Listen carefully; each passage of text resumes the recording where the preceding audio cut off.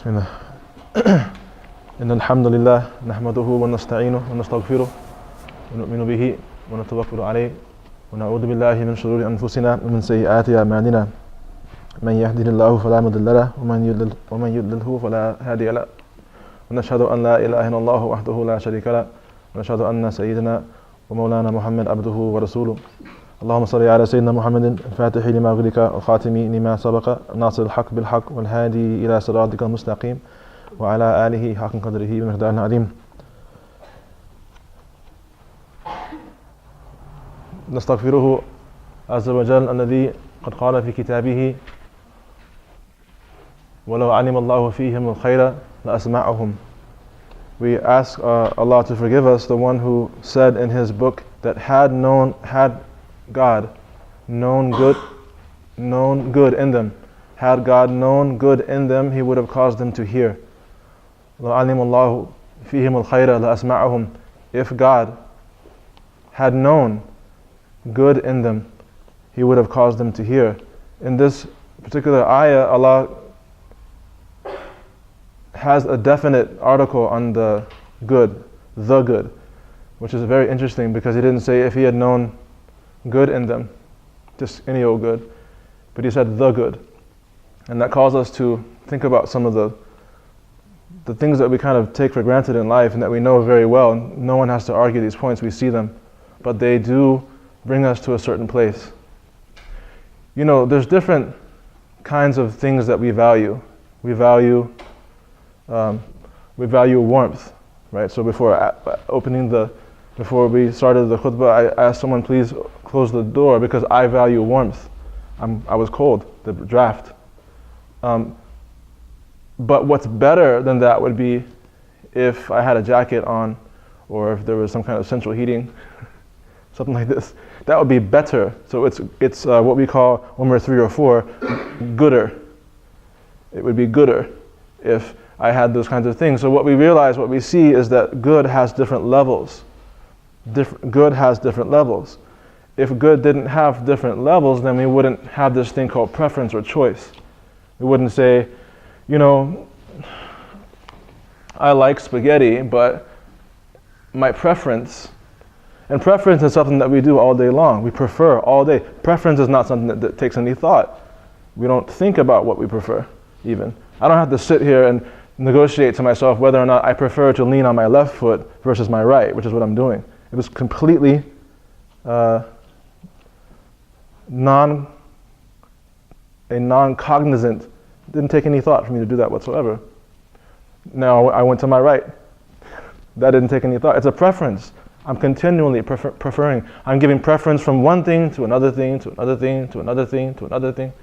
Constantly preferring. Now, what's part of human nature is that we give preference to things based upon what we see a value in those things, and we move to them or we go away from them based upon that. And that's actually not something that's distinct to us. Animals do the same thing in whatever way that they do it.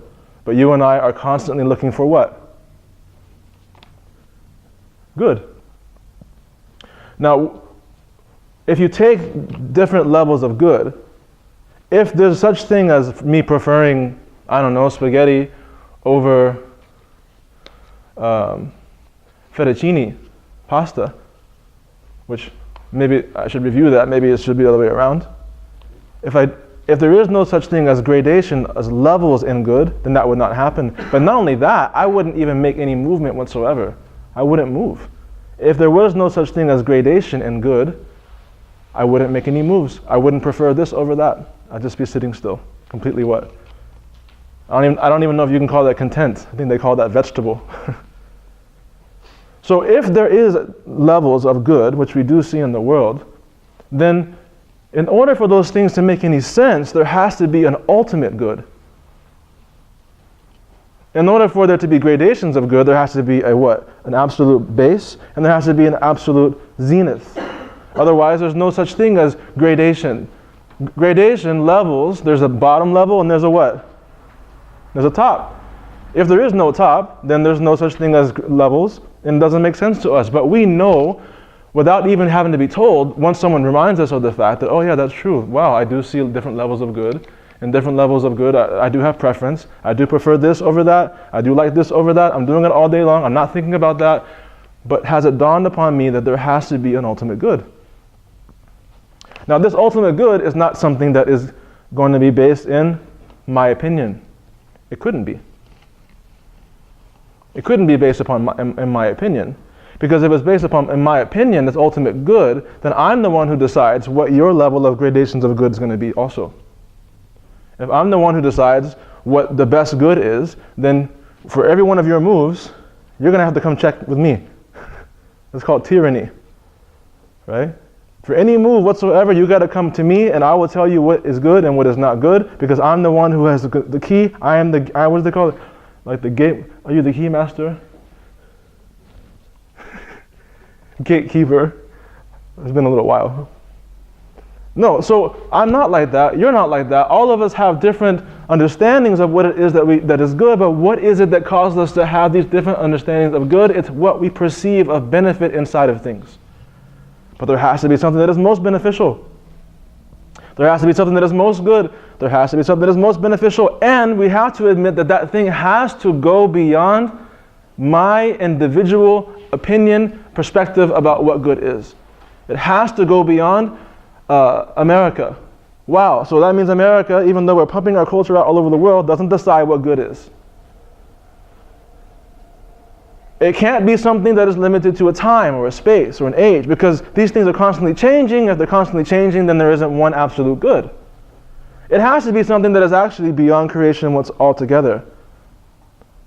لَوْ عَلِمَ اللَّهُ فِيهِمُ الْخَيْرَ لَأَسْمَعَهُمْ. And if God had known the good in them, He would have caused them to hear. Al-Khair, the good. Now,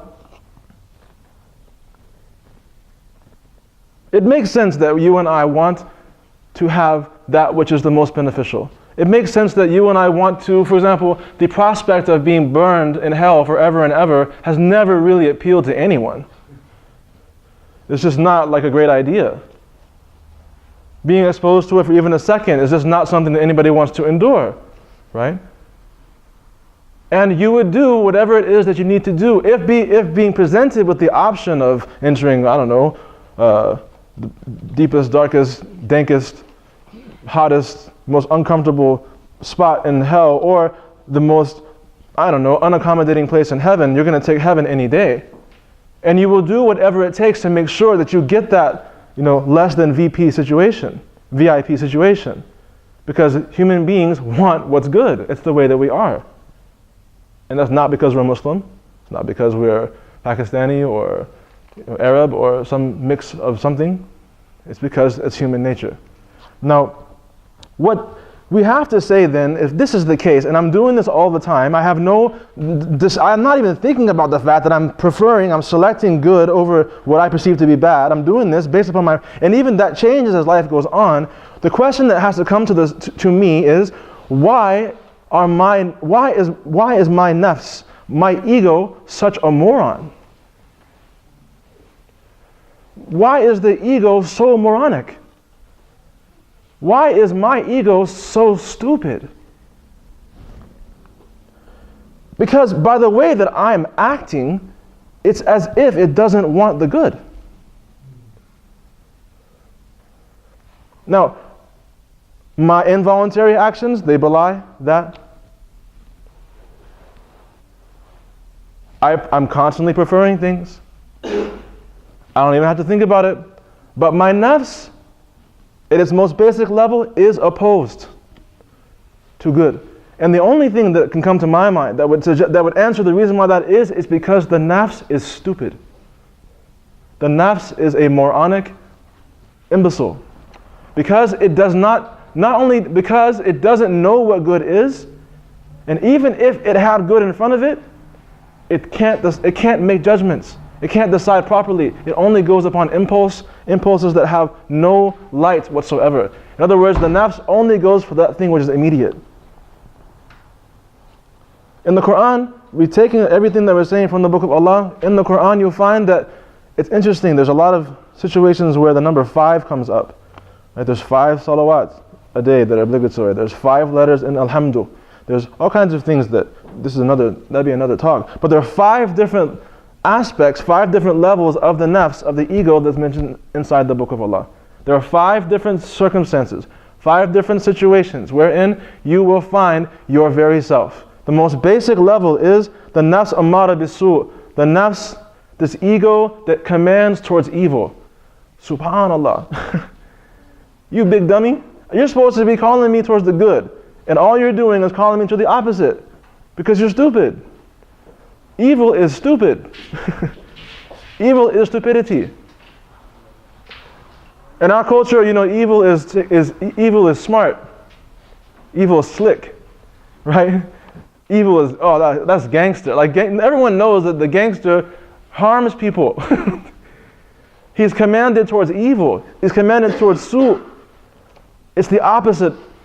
And this is why people that are in that place, may Allah forgive us, they have a hard heart. And the furthest thing away from Allah is a hard heart.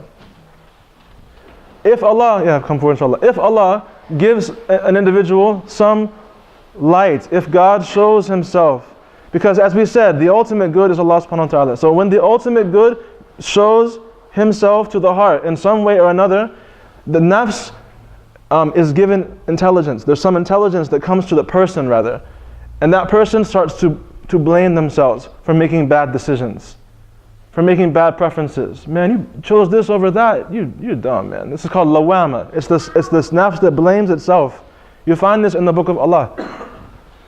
If that person then goes towards the actual good, the ultimate good, in other words, they follow that light, may Allah make us followers of light, then what happens is that Allah starts to inspire that soul. Nafsul mulhama.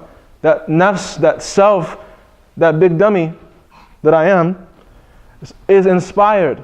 It's inspired to say things. It's inspired to do, but more importantly, it's inspired to do things. Which is what? To make the correct choices that are going to lead me to the ultimate good. At the next stage, the nafs becomes radi. Radiyatam mardiyah. At the next stage, the nafs becomes radi. It's happy. That soul is happy. But in other words, it has achieved happiness. I mean, show me somebody in the world that doesn't want to be happy. I'll show you an insane person. Everybody wants to be happy.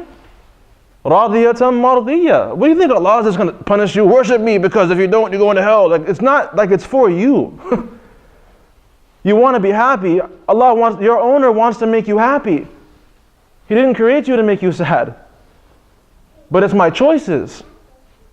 And ultimately my not choosing Him. So at that stage it becomes radi. It becomes happy. Fulfilled. Happiness is not just, like a smile on your face. Happiness is fulfillment. May Allah make us fulfilled. At that point, the next stage that Allah gives this individual is mardiyah. That means pleasing and pleased. So now I should have put it this way. The radi is the one who is causing Allah to be pleased.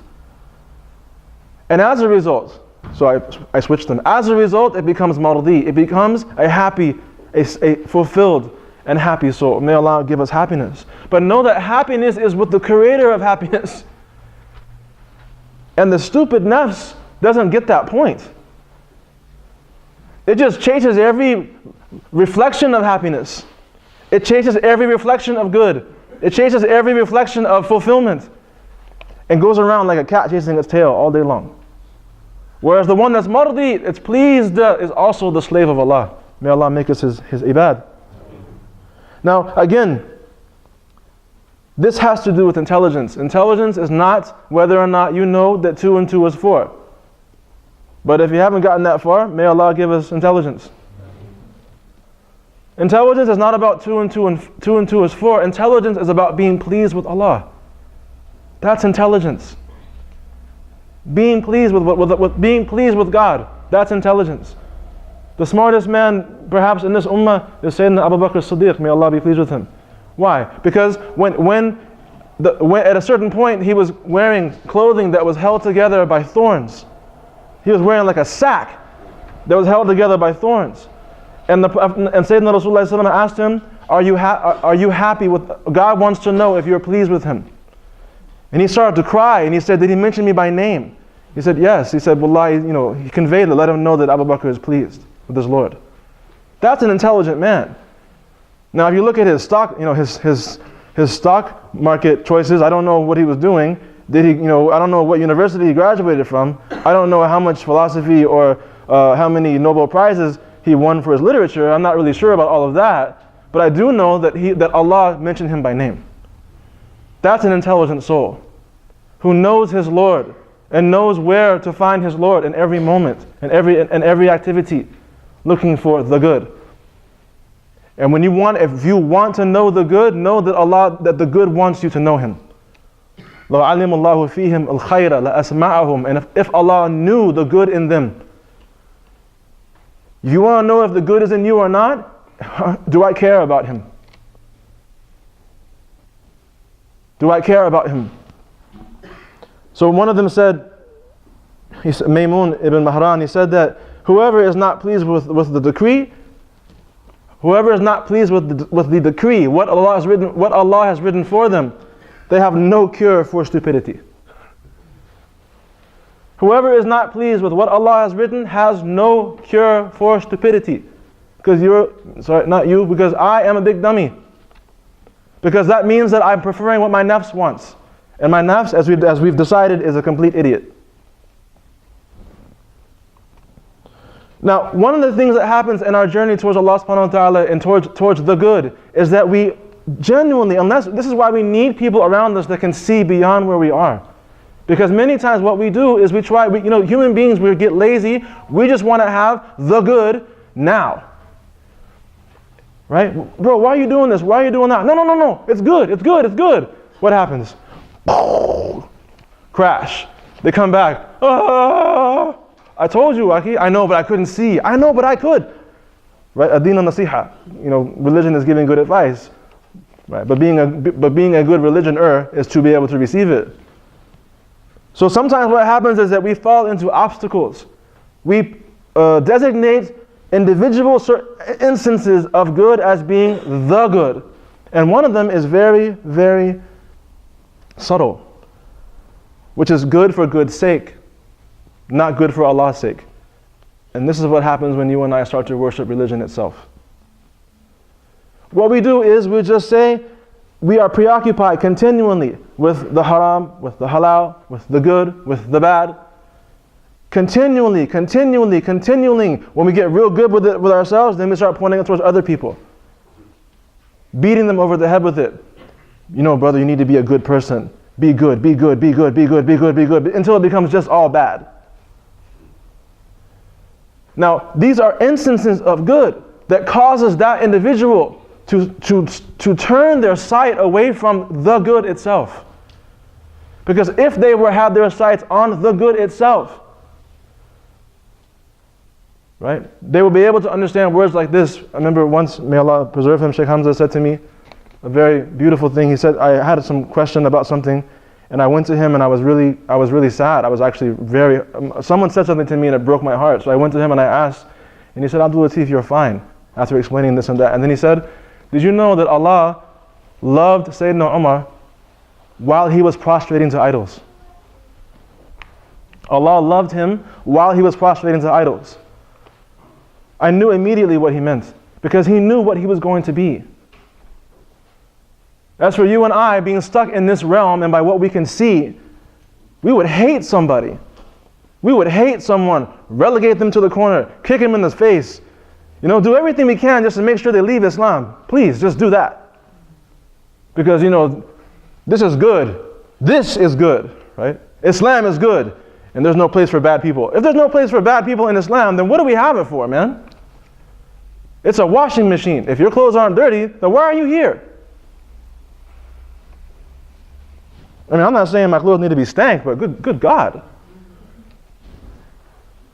But these are veils. These are what are called veils. And if Allah gives you tawfiq, He will cause you to see the limitations of what you understand. That what is good is not what you see. And what is bad is not what you see. But good and bad are with their maker. So focus on their maker. Focus on the creator of good and bad, and you will always have the good, literally. I encourage you to have God consciousness. We ask forgiveness from Him, because no one can forgive us but Allah, and there is no forgiveness like the forgiveness of the creator of forgiveness. So we ask Him for forgiveness.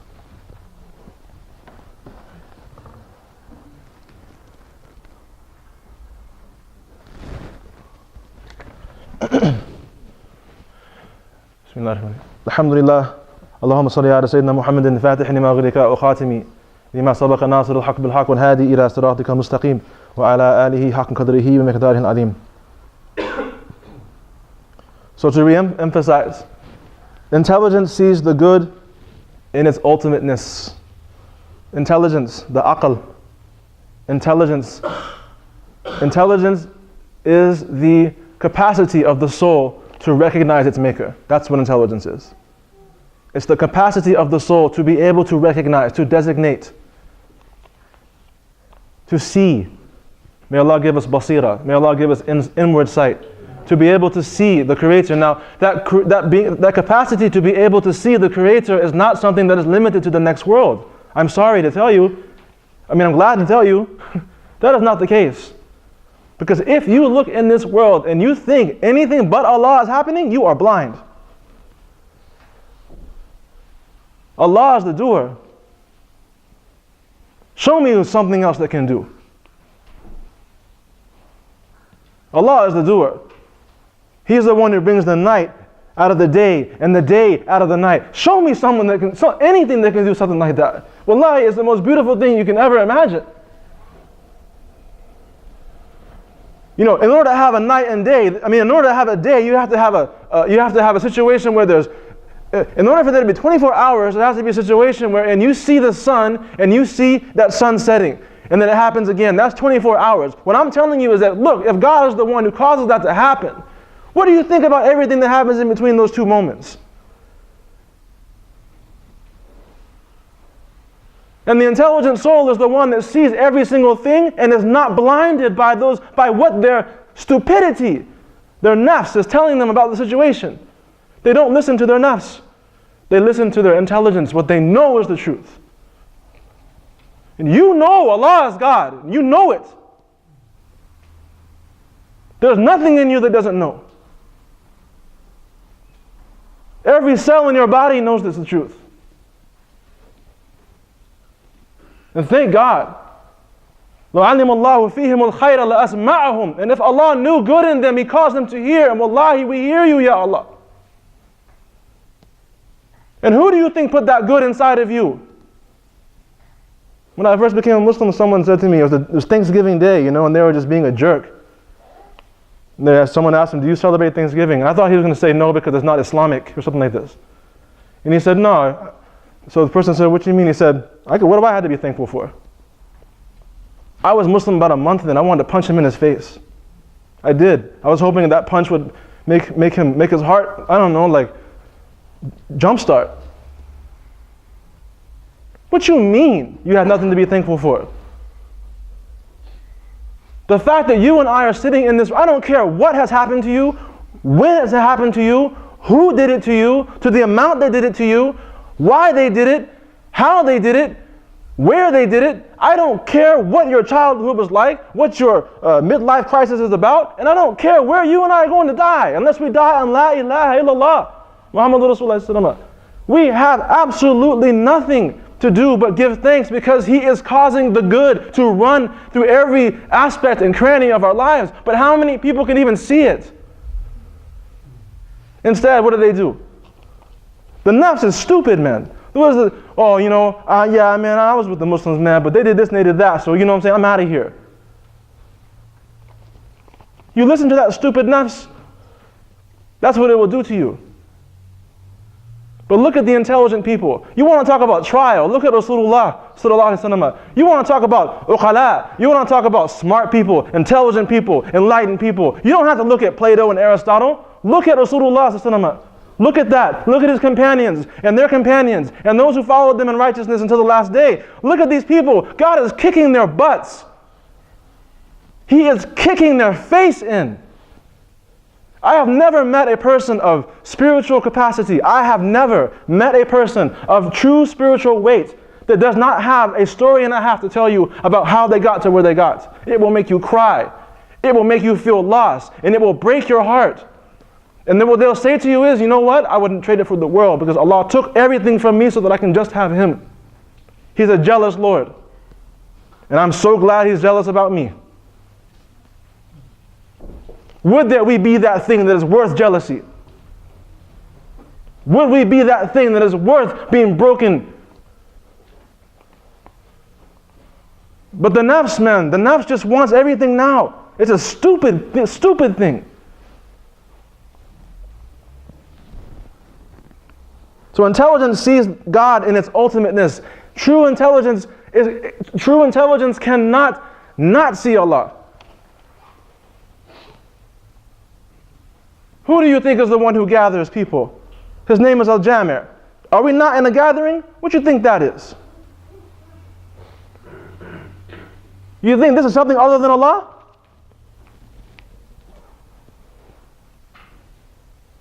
Who is the one who gives life? I don't see any dead people here, do you? Who do you think that is? Who's the one who's giving sustenance? And every one of us are taking breaths into our lungs and getting what we need from the lungs, not even thinking about it. Who might that be? You think there's something other than Allah happening? That's just the nafs and its stupidity. May Allah give us intelligence. Real intelligence. Intelligence is a beautiful thing. It's real simple to get smart. All you have to do is just say Allah.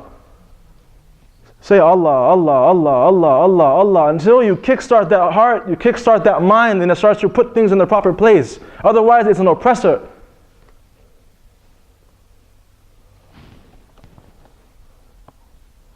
Intelligence sees God in its ultimateness, and the nafs sees intelligence sees the good. Intelligence sees the good in its ultimate sense, and the nafs, it only sees the good in its limited capacity.